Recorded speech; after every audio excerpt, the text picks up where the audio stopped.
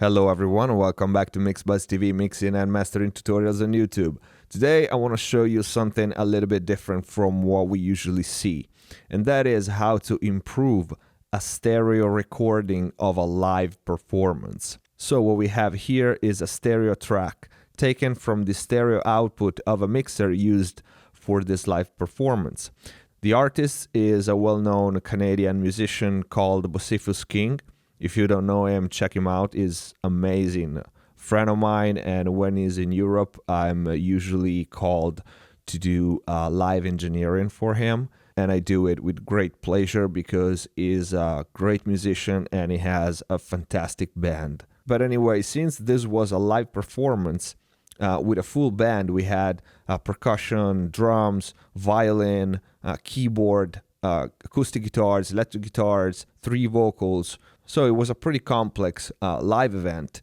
The mix was obviously done to make it sound good live, not necessarily the recorded stereo output, okay?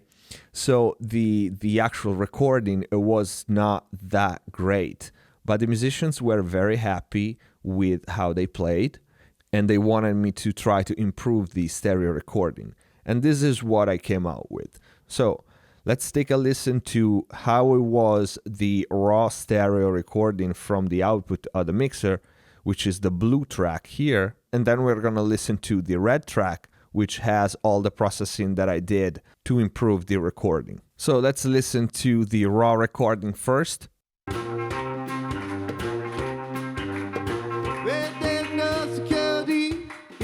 Bad news and muddy waters on the corner with the Bible preaching blues. Left go left, the right thing right. The old make money from the Saturday five. But John the Baptist gonna be there too. Jacob Motto in a last LaRue. But in the corner, Mother Mary will be. And I'll be sweet like Muhammad Ali. Yeah, Jesus taking bets on my soul.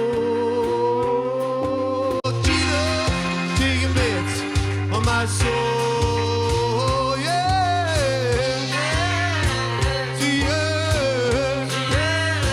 Okay, so yeah, big difference, right? So let's take a listen very quick to another bit of this live event. Raw recording.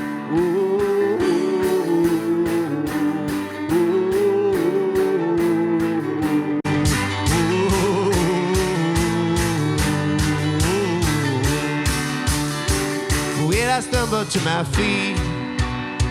I rolled past destruction in the ditches with my stitches. Raw recording. Beneath a heart-shaped tattoo, well, renegade priest and treacherous young witches.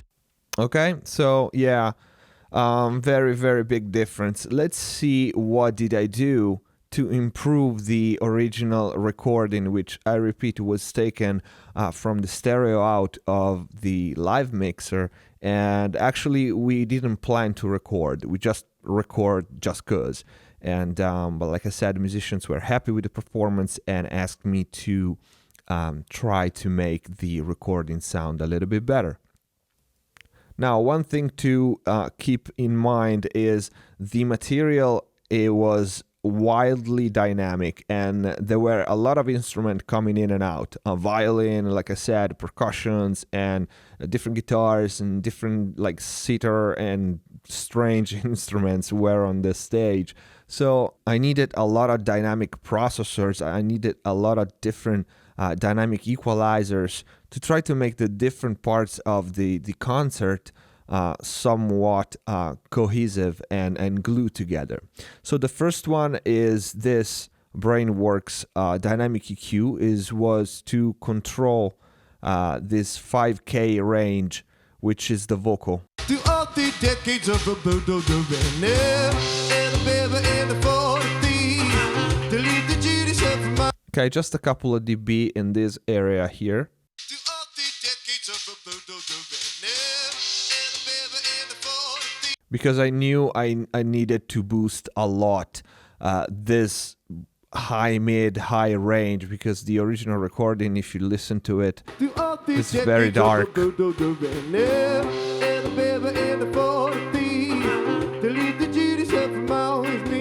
Okay, it was very dark to begin with. So I needed to boost all that range, and I knew the 5K area would be pokey at times. Okay, the next one is the main first EQ, and as you can see, I'm cutting something around 200 and 500 and boosting 5-6 dB almost at almost 7K, and high passing because there was a lot of noise coming from one of the instruments. I don't know which one really, because I had the stereo out, but yeah, I needed a low pass to control the noise that was coming from it. So let's hear without it.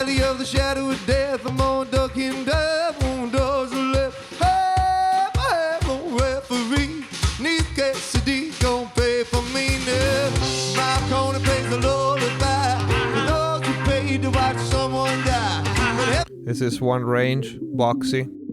Bang, bang, bang. Another one. Okay, those two areas were building up, especially when all the band was playing together. Then this is insert in the track itself, and then we go to the master bus, where I have the Waves noise suppressor, just a little bit, because there were some moments in the concert where they were playing really quietly, like this, for example.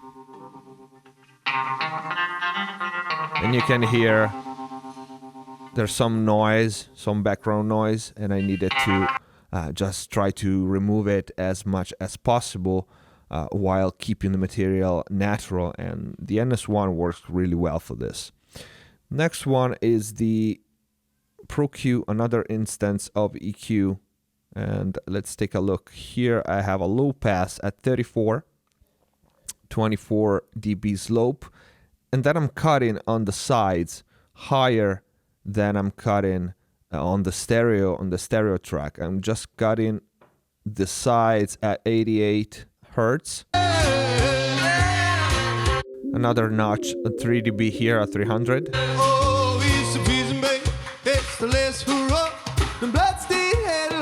Without it.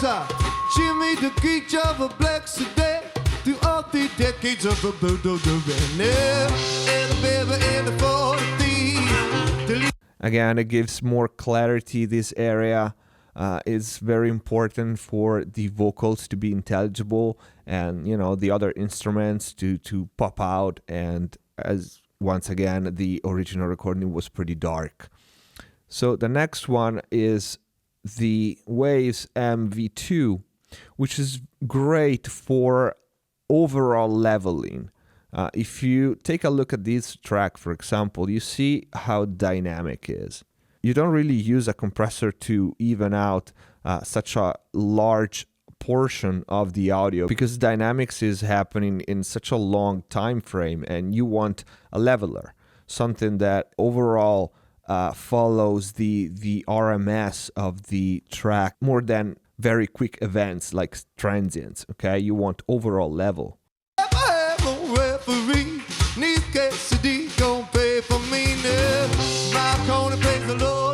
Okay. And it pushes a little bit everything up and a little more in your face, and it's very nice. It's absolutely transparent. I love this one. I love this one for voiceovers, for example, or like I said, very, very dynamic material like jazz tracks and stuff like that. Next one is another instance of Brainworks Dynamic EQ, probably one of my favorite dynamic EQ.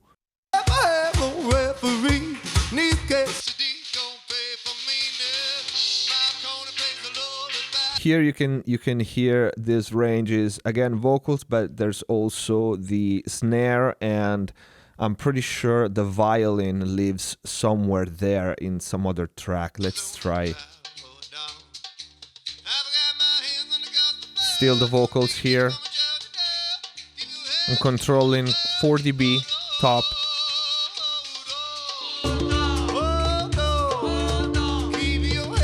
Here's the original recording.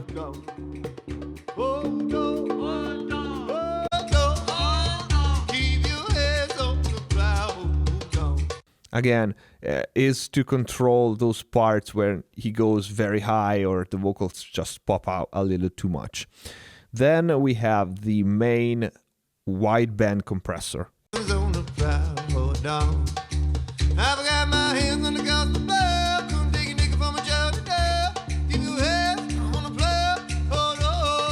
And this simply makes everything so much more solid if you listen to it.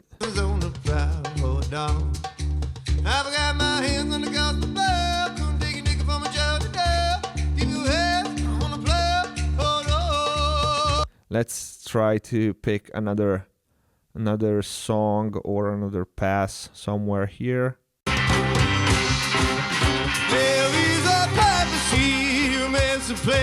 It's not just a suicidal kid, Without his job to do. You got help to pay. Don't be picking up your teeth to come the judgment day now. Leave me cover, gonna raise the glass. Forever miracles gonna press. It reduces the distance between the elements and it brings up a lot of details. There's a lot of, like I said, acoustic instrument and ethnic instruments in the background, and this one really brings up all the detail. I have it in mid-side. Channels are unlinked, and I have a medium attack but with auto fast, which is an amazing feature of this compressor. Very, very low ratio, 1.2. And I have sub-clipping on both the mid and the sides, because in parts like this, where you can see there's some peak, bang, bang, boom, boom, boom, Jesus, this is really the right spot. As you can hear, we have percussion, and they are very wide, stereo-wise. When they hit hard, the soft clipping of the Elysia really avoids hard digital clipping, but also keeps the transient intelligible. And having it in mid-side in this case is important because the percussion were panned hard left and right. If you take a look at how the LED of the soft clipping activates, you understand what I mean. Bang, bang, bang, boom, boom, boom, Jesus. Okay, see, only the sides. Bang, bang, bang, boom, boom, boom, Jesus. Okay, so very important for overall glue and overall details. And then we go from here, from the master track to the mix bus. So from here, from a master fader, we go to the mix bus. Next is what gives me the beef. All the bass, all the low end comes from this one. As you can see, and here I have a pretty high boost at 30. And I'm attenuating something and also giving it some high end.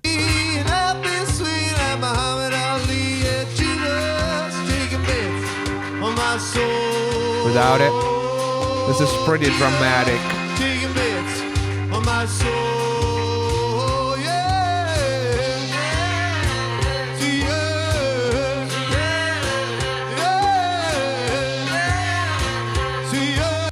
You can hear the bass, which is the keyboard that is doing the bass line. All the power comes from this one. Just a massive boost in shelf at 30 hertz. Sorry, and some top. It makes a hell of a difference. As you can see, this is very different from a studio work. First of all, because we don't have a multi-track, and second, because there's a lot of heavy-handed processing, like the next one, which is the SSL channel. High passing at 70, because, well, we are boosting quite a lot here. So we need to control the very, very low end, like 30 and 40. We don't need that stuff on a live performance like this. I'm also cutting some more top and doing a cut around, let's see, 400, 450.